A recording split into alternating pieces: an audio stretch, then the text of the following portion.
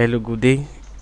Today we're going to be looking at BECE 2019 Basic Science Past Question, question 38. BECE 2019 Basic Science Past Question, question 38.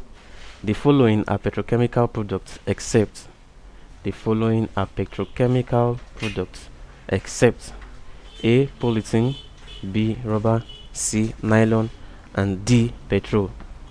Now we have to find and pick an option which is not a petrochemical product. Now what does petrochemical mean? Petrochemical in other words simply means what? The crude oil. So petrochemical products are products of what? Crude oil. They are products of crude oil. So those are petrochemical products. That is the product we get after refining of crude oil. When crude oil is being refined, the product you get from the refinery of crude oil is what we call what? Petrochemical products. So we have to pick an option which is not a petrochemical product, which cannot be gotten after crude oil is being refined. Now A says polythene.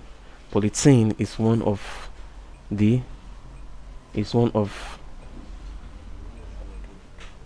products